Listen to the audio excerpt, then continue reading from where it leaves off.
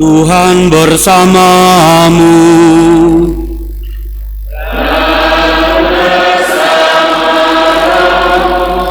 Inilah Injil suci menurut Matius.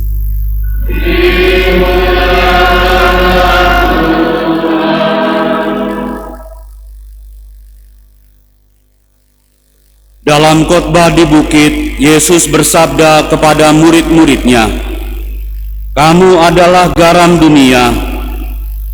Jika garam itu menjadi tawar, dengan apakah ia diasinkan? Tidak ada lagi gunanya selain dibuang dan diinjak-injak orang. Kamu adalah cahaya dunia. Kota yang terletak di atas gunung tidak mungkin tersembunyi. Lagi pula orang tidak menyalakan pelita lalu meletakkannya di bawah tempayan, melainkan di atas kaki pelita, sehingga menerangi semua orang di dalam rumah itu.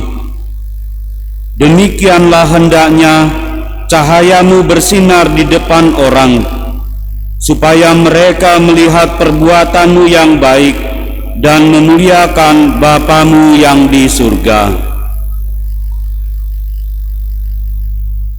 Demikianlah sabda Tuhan.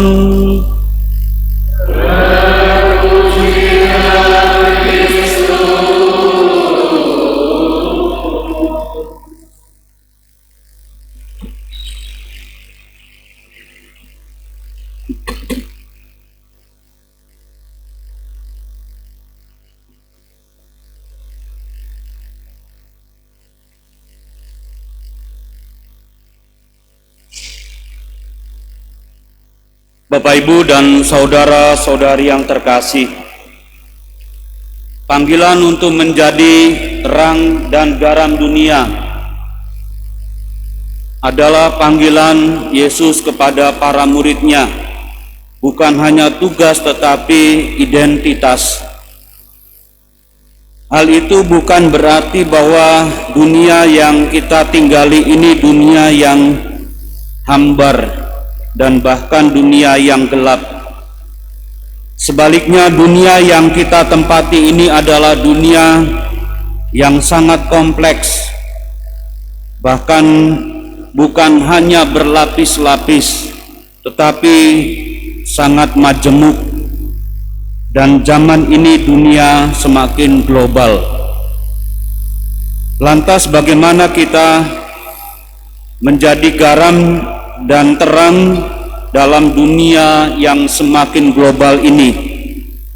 Yesus mengajarkan kepada para muridnya agar mereka bisa membuat melalui perbuatan-perbuatan mereka Allah itu semakin dimuliakan dalam dunia di mana mereka tinggal atau mereka hidup. Demikian juga kita. Sehingga dalam ajaran sebelumnya kepada para muridnya, dalam segala situasi dan kondisi yang tidak mengenakkan, ketika mereka ditolak, dianiaya, bahkan difitnah, mereka berbahagia. Karena itu mereka harus menjadi garam dan terang dunia. Lantas apa artinya menjadi garam dan terang dalam dunia yang semakin global bagi kita, terutama pada zaman ini? Bapak, Ibu, dan saudara-saudari yang terkasih, banyak hal ditawarkan kepada kita, mulai dari hal-hal yang sangat biasa bagi kehidupan kita sampai kerohanian-kerohanian yang menjanjikan bahwa kita akan memperoleh kehidupan yang berbahagia sebagaimana diwartakan oleh Yesus juga. Tetapi di tengah dunia yang demikian, menjadi garam dan terang dunia, kita tidak boleh kehilangan identitas kita. apalagi di tengah dunia yang semakin global, kompleks, dan berlapis-lapis. Maka membawakan diri dan hidup kita di tengah dunia yang global itu sangat dibutuhkan identitas yang pasti, terutama sebagai murid-murid Kristus. Dan identitas itu harus ditampakkan dalam yang dikatakan dalam Injil hari ini dan juga bacaan pertama hari ini, perbuatan-perbuatan baik kita. Supaya engkau membagi-bagikan rotimu kepada orang yang lapar dan membawa ke rumahmu orang-orang miskin yang tidak punya rumah. Dan apabila engkau melihat orang telanjang, supaya engkau memberi dia pakaian. Apabila engkau tidak lagi mengenakan kuk kepada sesamamu dan tidak lagi menunjuk-nunjuk orang dengan jari dan memfitnah.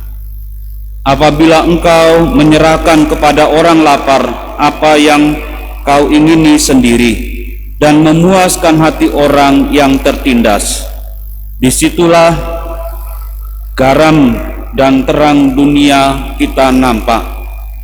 Maka panggilan menjadi garam dan terang dunia itu berarti kita dipanggil menjadi murid-murid Kristus yang membuat dunia di mana kita tinggal ini menjadi dunia yang semakin baik, dunia yang tidak kehilangan optimismenya atau dunia yang tidak hambar, dan bahkan dunia yang membuat orang penuh harapan.